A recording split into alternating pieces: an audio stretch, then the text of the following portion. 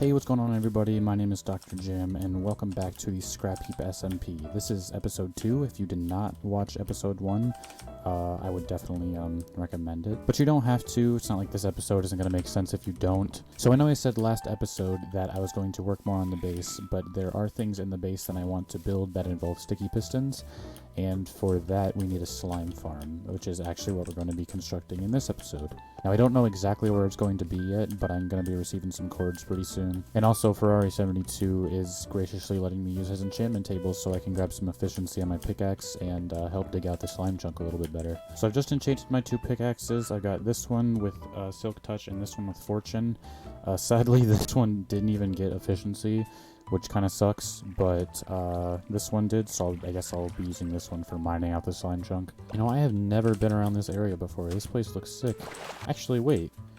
No, this is spawn. I just haven't been over here in a while. Alright, so I was just at spawn, and we were about to start making it, but we need some redstone, and he doesn't have any on him, so I'm headed back to my base to pick some up. Alright, so we made it all the way over here, and we decided not to build it where we were originally going to, just because somebody's base was really close to theirs, so we are going to, I think we're going to a chunk that's closer to my base, but yeah, I'll be back when we get there. This area looks pretty promising. I'm just about at the slime chunk that we're planning on building in, and it's a plains biome, which is pretty ideal. Alright, I accidentally went to the wrong coordinates. It's supposed to be 300, 575, not 575, 300, so yeah, I'll be right back. Alright, so I just arrived at the chunk. I think all we're just going to do now is just kind of dig this down to, I don't even know what level, just pretty deep. So, Ferrari72 just mentioned that he has TNT, so I think you can guess where this is going. Now, it's time to get to a safe distance and watch.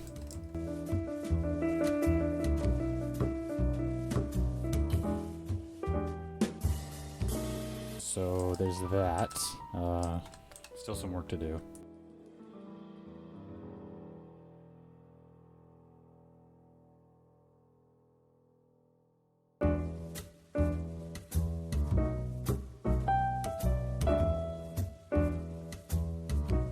So I just had to run back to my base just so I could repair my pickaxe, but I'm on my way back to the slime chunk now, and hopefully we can get this thing dug out.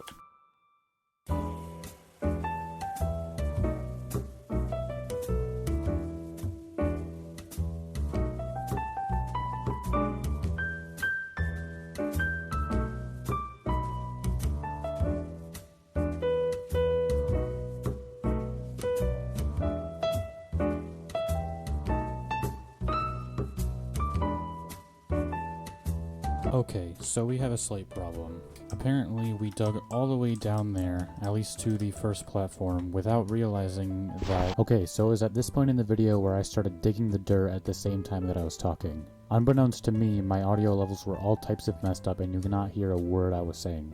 Pretty much the gist of it was that we forgot to dig one row out from the chunk, so we dug all the way down to Y39 without digging this one row of blocks out. Alright, back to the video.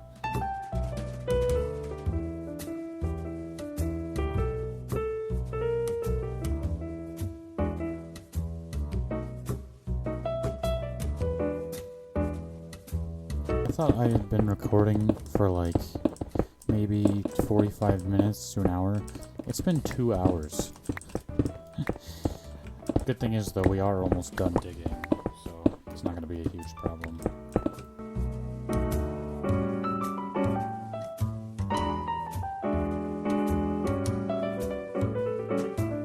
Okay, so we finally finished the digging.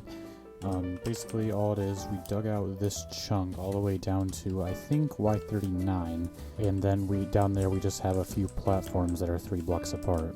So now the next thing we have to do is to get some magma blocks so that we can actually kill the slimes, and then we have to build some sort of system to get the slime blocks up to, you know, up to this area, or, you know, just into a chest in general. And Ferrari72 is going to the nether to get the magma blocks, so I'm just going to go empty my inventory. This slime farm better be worth it, because that took so long. Well, I didn't get over here in time to show it, but there was a slime that already spawned down there, so it looks like the farm's already working. So while he's getting to work on the, the killing system and the item collection system, I am busy lighting all these platforms up so that we don't get any mobs spawning that we don't want. Because, slime farm would be pretty useless if it's all taken up with zombies and skeletons. So I'm up here for a couple of reasons. One of them is that he forgot to bring chests and a crafting table, both of which we need for the farm. And then he also needs me to dig a hole at certain coordinates. So I'm going to do that in just a sec. Alright, so Golden Pineapple just brought us a whole bunch of pumpkins, and what we need those for is to build iron golems down in this pit. Now what the iron golems are going to do are they're going to attract the slimes to the actual hole down there so that they can fall and get farmed. So basically we're going to get to working on digging out the kind of platforms for the iron golems to stand on and then actually putting them together.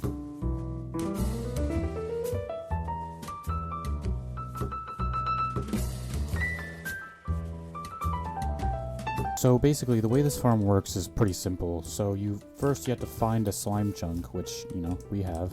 And then you dig it down to Y39, which we have. Because in a slime chunk, slimes can spawn at Y39 at the max. So then afterwards you just dig some platforms out and you add some iron golems like we have. And the slimes actually aggro onto the iron golems, which make them fall into that little pit because they're dumb. And then, once they fall down there, they get killed by the magma blocks, and the slime balls go into the chests, which are down here. Okay, so now that we got the slime farm done, the next thing I wanted to do, like I said before, is I want to get to work on the base. Now, the first thing that I wanted to add is I wanted to add a lighting system that only comes on at night, since, we don't really need it during the day because the roof is completely glass. So what I'm planning on doing is putting a daylight sensor down here with some glass on top, and then having redstone lines that run out to some redstone lamps, either in these stone brick areas or maybe even under the slabs. And to design that, I think we're going to hop on over into my testing world in creative mode so I can get a good layout of the materials that I'm going to need. So yeah, be right back. Alright, so this is my testing world. As you can see, I really haven't built much here. All I've really built is this T flip-flop switch. This is a good area to figure out the layout of the kind of contraption that I'm going to build. So if this daylight sensor goes in the middle here, if we put some blocks around this, can we take an output from these blocks? Does not look like we can. What if we put it? Okay, yeah, so the repeaters have to be right next to the daylight sensor. So after this daylight sensor, the wall is 11 blocks away. So here's 1, 2, 3, 4, 5, 6, 7, 8, 10. And the redstone lamp will be around this area. And the floor is going to be there. Alright, so I came up with this design. So this is going to work for each of the 4 walls, but we're likely going to need more redstone lamps along the sides. So I've gone ahead and I've laid out the framework of the circle that my base is. This here is the actual wall, and if you remember, we have the logs kind of stacked on top of that. So the actual floor is on this block, and then there's an oak slab right here. I'm thinking we can probably make these 2 blocks redstone lamps. I'm going to throw some redstone torches there. So I'm going to take a repeater out from that line, and then we can connect up that to this block, and then up to that block. I know this is definitely not the most compact way to do this, but I never said I was a redstone engineer, so don't judge me. Alright, so I came up with this little system here. It's really messy, I know, but I'm throwing all of these on repeaters because I want all the lights to come on at the same time. I'm going to block this off here as much as possible to kind of simulate how the daylight sensor is going to see. So if I set the time to night, I don't understand how this... Hang on. So I reworked my design a little bit just to not have as many, redstone wires strewn about. Unfortunately, I did have to make use of a few more repeaters than I wanted to, so I'm not going to be able to have all these come on at once, or at the same time, I mean. But if I set the time to night,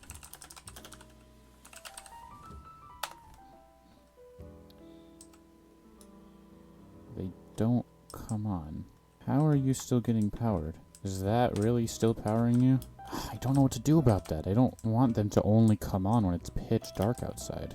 Alright, so I've given up on my idea to make it automated, and I switched over to a button layout. And if I hit this button, you can see that those pistons down there move, and what they're actually doing is flipping a redstone block back and forth. And what that's going to allow us to do is to take a redstone output from this block when it's in one position, and then turn off the redstone output when it moves into the other position.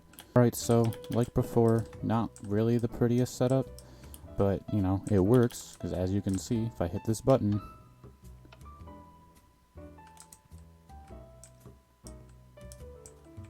it doesn't work. If I hit this button, all the lights come on. If I flip it again, all the lights come off. Now what I also want to do is add a few redstone lamps kind of in this middle area, just so we can have more even lighting. Again, not pretty, but it works. Alright, so I've added these 4 extra lamps. So again, if I hit this button, they should come on. And they do. And it still isn't all that even. I'm going to throw in some more redstone lamps right here. Now, how to power them? So I decided to scrap that whole redstone lamp idea and just replace it with glowstone. So unfortunately, these lights aren't going to be able to, you know, be toggleable. Why are you still on? As I was saying, these lights aren't going to be toggleable, but, you know, that's fine. I don't really care that much because the rest of the lights work. So let's get to gathering up some materials for this and then actually constructing it. Unfortunately enough for me, I didn't realize that my software wasn't recording. So I built all of this and I have nothing to show for it. It's pretty simple though. I'll hop over into creative mode to show you how it works. All it does is, you know, if I set the rate of tick speed to 1,000, you can make a sugarcane grow faster, and every time the sugarcane gets up to the top, all the pistons extend and break whatever sugarcane is grown to that level. And once it's broken, goes into these hoppers down here, and it all filters into this chest. Oh, I forgot to mention, while I was not recording, I built the light system in my base. So if I hit this button, they should turn off. And if I hit this button, they turn on. Pretty simple. I just realized I put this 1 block lower than I wanted to. So time to redo it. So now that everything is in the correct place, now all I gotta do is fill in all these water blocks. I'm gonna throw some glass right on this first level here. So first of all, that's, you know, how I want to build it. But second of all, you know, don't want the water to spill out into my base. And then we can just continue filling this up. Okay, so now I just gotta throw my sugarcane in here, and the farm itself is done. Now all I gotta do is just throw these wooden planks in here to make it look a little nicer. But yeah, I can't forget to put some lights back here, because sugarcane's not gonna grow if it doesn't have enough light.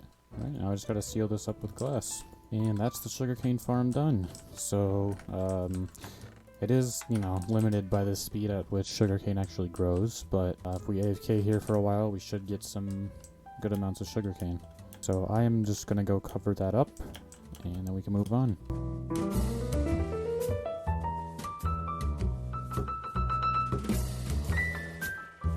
Alright, so we got the slime farm done, we got the lights done, and we got the sugarcane farm done. And with that, guys, I think it's time to wrap up this video. I hope you enjoyed the video. If you did, please leave a like and consider subscribing. It's free. You can always unsubscribe if you want. Thank you so much for watching. My name is Dr. JM, and I will see you all in the next episode. Peace out.